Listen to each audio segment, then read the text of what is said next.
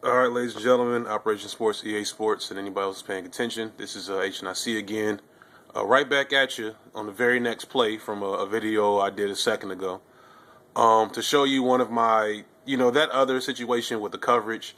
I'm be honest, I would love if they fixed it, but if they don't next game, I'll probably still buy it and play it as much as I'm playing this one.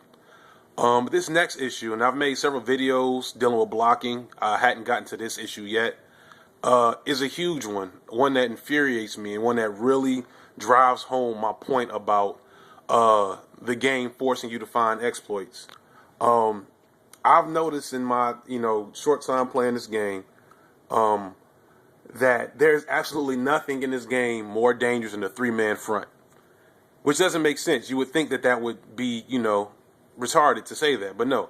I've gotten sacked more out of a three-man front than any other front that a defensive formation can put out there, and it's for this particular reason. Watch number 69 or 68, I'm sorry, who was one of my best offensive linemen, 87 overall. Watch what happens to him almost as soon as the ball hits my quarterback's hands. Let me zoom up here. Comes off the line, swoop. That easy. That's it. Now, I need EA to understand. First off, this is not a passing pocket. This is not how it works. They don't meet the people at the line. They don't hike the ball, then run towards them. They don't run towards blitzers like 75 is doing on the side. They create a pocket around the quarterback. Also, let me explain how sacks work. In real life, in football, when a quarterback gets sacked, it's because the pocket eventually collapses on them. That's how 80% of all sacks happen. Sometimes you have a free blitzer because the offensive line protection gets confused.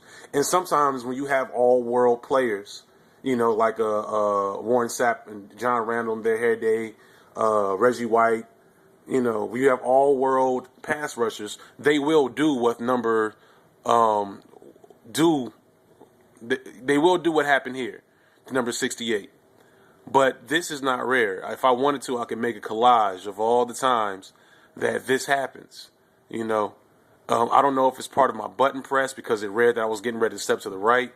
Maybe that's part of it. It seems like it's part of it. I've seen it on different times. And I'm lucky that at least in this situation, unlike most times, 62 actually got over to help out. Because half the time, the guard doesn't touch him. And so, of course, I try to escape upfield.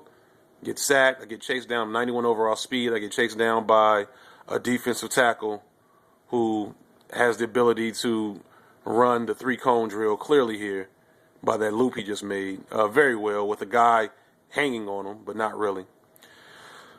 Anyway, the point I want to make is that blocking in this game, aside from being fluky and meaning that people would just no-block other people for no apparent reason, is fundamentally programmed incorrectly for real life football. And I say that because in real life, people do not get beat like that. Not that easily. It just doesn't happen. Unless you're all world. And I wouldn't check the ratings again. This defensive tackle is 80 overall. My center is 87. That's a 7-point differential. This should not happen.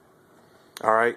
And let's say if they want to be realistic that they did have situations where pass rushers could break through the line that easily, then they should give the player an option to assign certain defensive linemen to get double teamed. That would make the game much more realistic. But even in that case, what should always happen, because the opposite of this, this does happen on the regular, is that a lineman will get completely pancaked or completely pushed out of the play on an elongated animation. And either way, it's not realistic. What happens in real life, if you look at number 75, is this right here. There is a battle. There's a battle, often of attrition, almost to an extent, but there's still a battle. And that battle happens, and the person that wins either does this, that works. Okay, he falls to the ground. There's another one of those unrealistic pancakes. But what should happen is, if the defensive lineman wins his battle, he should push the deep offensive lineman backward, like what's happening with this strong safety and this offensive tackle. Or the tackle should, just keep stonewalling them in the same spot. But it should hardly ever be a pancake like what happened with 75 and 93, or a complete, you know, blow by as of what happened with 68. But if you play the game, you know that that is 85% of all plays end with offensive linemen either on the ground or thrown to the side, or defensive linemen on the ground. It doesn't end with them standing upright. What makes things worse is that 68 got thrown to the side.